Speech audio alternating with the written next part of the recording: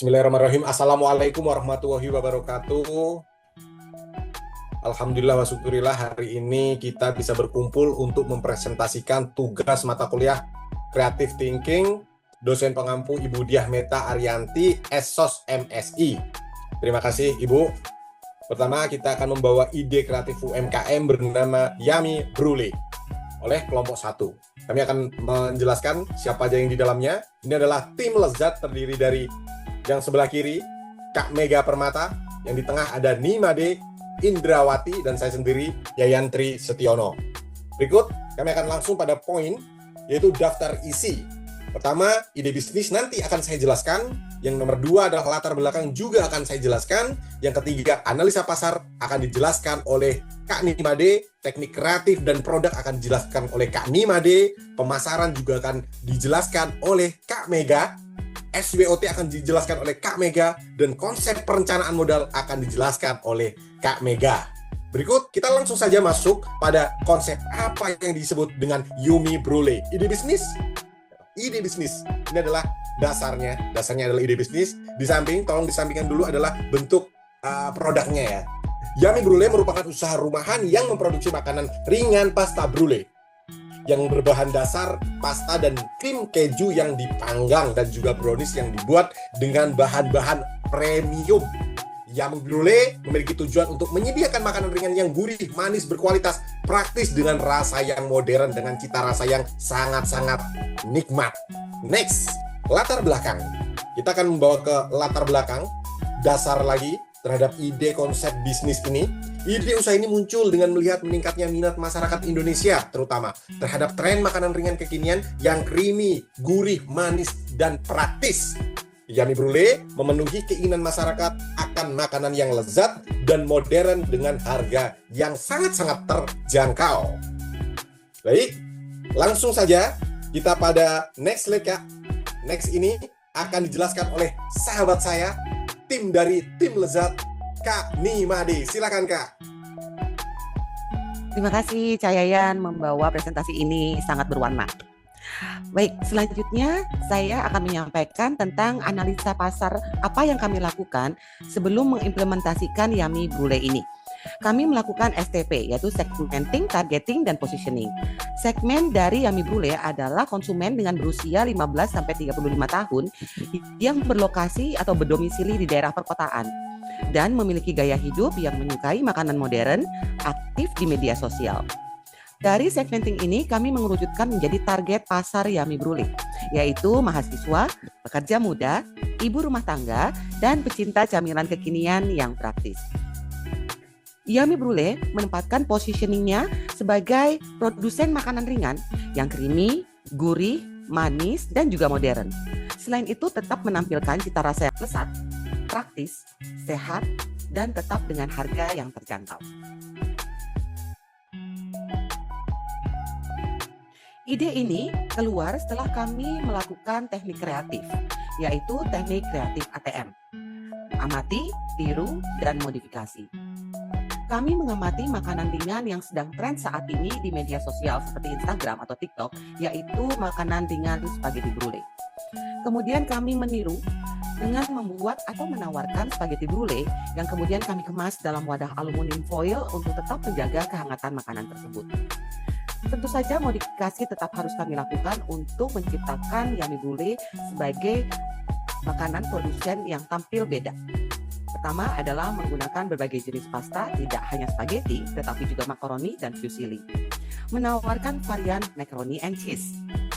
Menawarkan pula varian makanan manis atau dessert.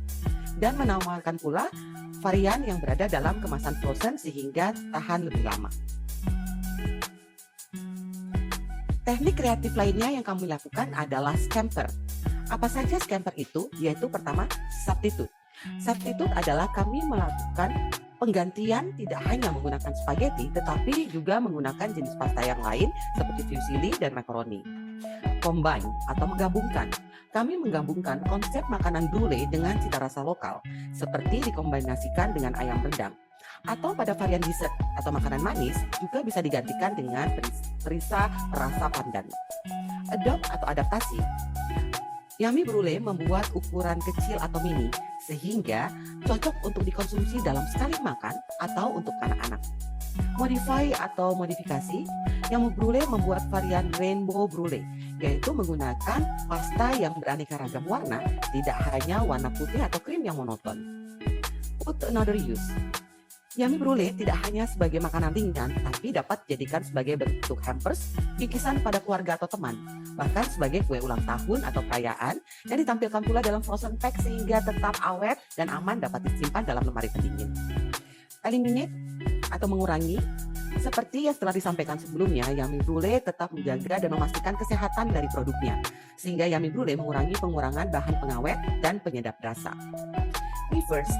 Yummy Brulee tidak hanya berupa keju yang dibakar, tetapi juga menambahkan saus mentai yang dapat dituang di atas brulee ataupun saus coklat yang dapat disiram di atas varian dessertnya. Langkah awal yang kami lakukan setelah melakukan STP tadi, maka kami melakukan perencanaan desain visual. Yang pertama, kami melakukan desain logo, seperti yang terlihat pada layar di samping ini. Logo Yummy Brulee menampilkan gambar anak kecil dengan memakai topi koki dengan warna pink yang lembut hingga memberikan kesan yang lucu dan ramah, menampilkan image dari Yummy Brulee sebagai makanan rumahan yang lezat dan sehat. Tulisan pada logo dibuat dengan huruf bulat dan lembut sehingga menunjukkan bahwa produk ini manis dan menyenangkan. Warna-warna seperti pink dan coklat kami pilih untuk menarik perhatian dari konsumen. Selain itu, kami juga membuat contoh banner seperti di samping ini. Banner juga menampilkan tampilan pria dan menarik menggunakan latar belakang pink bergaris kotak-kotak dengan hiasan yang lucu. Gambar produk seperti spaghetti brulee, macaroni and cheese, dan brownies ditampilkan dalam bentuk lingkaran yang tertata rapi sehingga dapat menarik perhatian dari konsumen. Tulisan nama produk juga dibuat dengan gaya tulisan tangan. Pada bagian bawah banner dapat kita lihat nomor kontak person dan media sosial sehingga memudahkan konsumen untuk melakukan pemesanan. Ini adalah berbagai gambar contoh produk yang telah dimiliki oleh Yummy Brulee, yaitu spaghetti brulee, macaroni and cheese, dan brownies. Selanjutnya, bagaimanakah perencanaan pemasaran Yummy Brulee? Nah, ini akan disampaikan oleh teman saya, Kak Mega. Silakan Kak Mega. Oke, baik Kak Mada, terima kasih. Oke, selanjutnya saya akan menjelaskan tentang pemasaran dari Yummy Brulee. Pemasaran yang kami lakukan ada 4 langkah. Yang pertama adalah pemasaran awal dengan memposting di story, WhatsApp, dan Instagram menggunakan sistem OpenPO. Kemudian membuat konsep media sosial yang menarik dengan menampilkan testimoni dari konsumen. Lalu bermitra dengan marketplace seperti GrabFood atau GrowFood. Yang terakhir, membuka booth pada kegiatan bazar atau Car Free Day. Oke, next.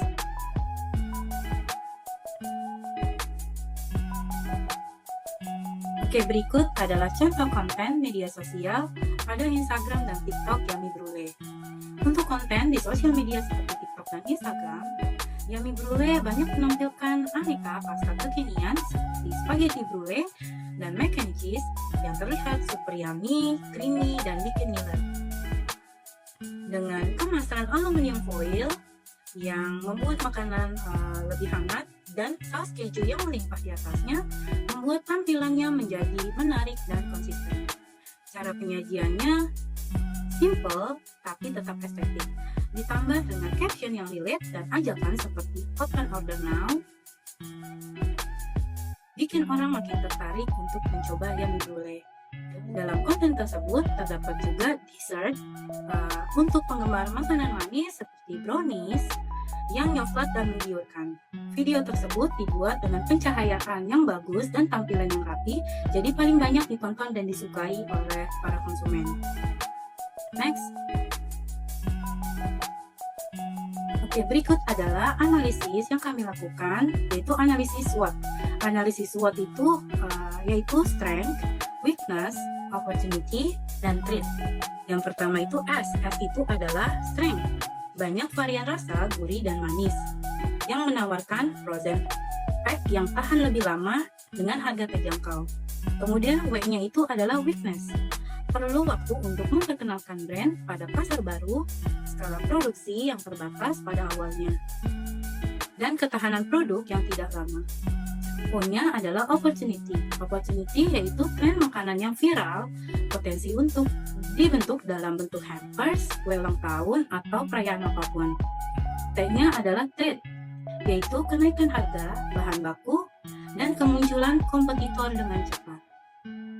Oke, next. Oke, selanjutnya saya akan menjelaskan perencanaan modal Yummy Brulee, yaitu berikut adalah kebutuhan dan perkiraan biaya yang kami keluarkan. Yang pertama adalah untuk peralatan.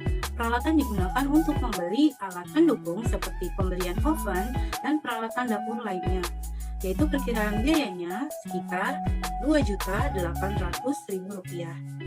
Lalu ada bahan baku awal, yaitu digunakan untuk membeli bahan-bahan untuk pembuatan pasta brulee, brownies, dan lainnya sejumlah Rp1.500.000.